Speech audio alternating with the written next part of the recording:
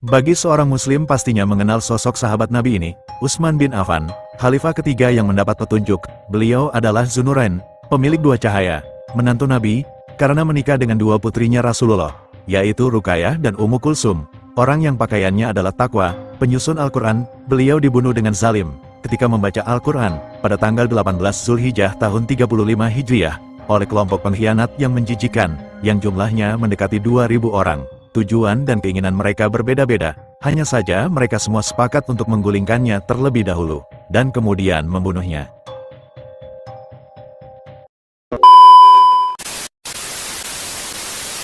Orang yang pertama menghunuskan pedang kepada Utsman adalah Kinana bin Bishr al-Tajibi. Dialah yang pertama membantainya. Pendapat lain menyebutkan bahwa Sudan bin Hamran al-Sakuni adalah orang yang pertama membunuhnya, setelah Qutairah al-Sakuni menikamnya 9 kali dengan belati. Kemudian orang-orang mulai takut untuk membunuhnya, karena Utsman saat itu sedang membaca Al-Quran. Lalu Al-Ghafiqi bin Harb al-Aki menikamnya dengan pedang, dan menendang Al-Quran dengan kakinya hingga jatuh ke pangkuannya. Lalu setetes darah jatuh di atas ayat 137 surah Al-Baqarah, yang berbunyi, "Fasayakfikahumullah, cukuplah Allah bagimu untuk mereka."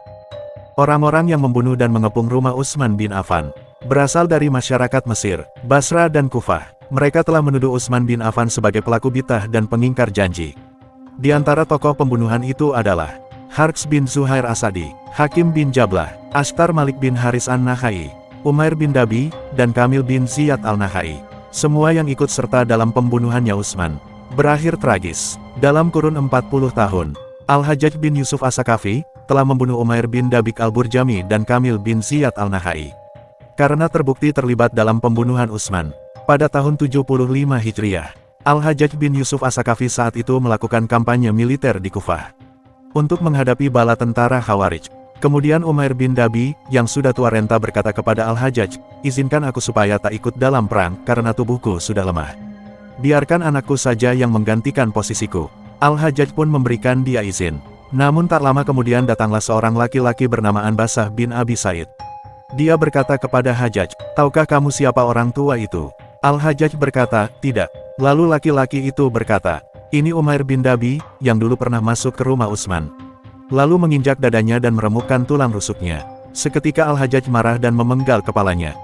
Qutairah as-Sakuni dan Sudan bin Hamran al-Sakuni dibunuh oleh Ubaid Utsman setelah tragedi itu. Sedangkan Kinana al-Nakhai tewas dalam peperangan antara Muhammad bin Abi Bakar dan Amr bin As, dan Muhammad bin Abi Bakar terbunuh setelah itu.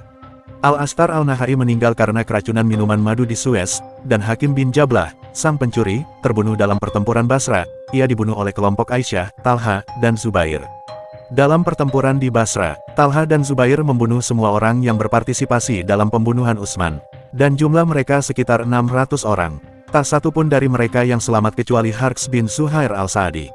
Allah lah yang langsung membalas perilaku jahat mereka, seakan-akan darah yang mengucur dari Utsman bin Affan di atas ayat 137 surah Al-Baqarah itu, menjadi isyarat bahwa Allah lah wali bagi orang-orang yang beriman.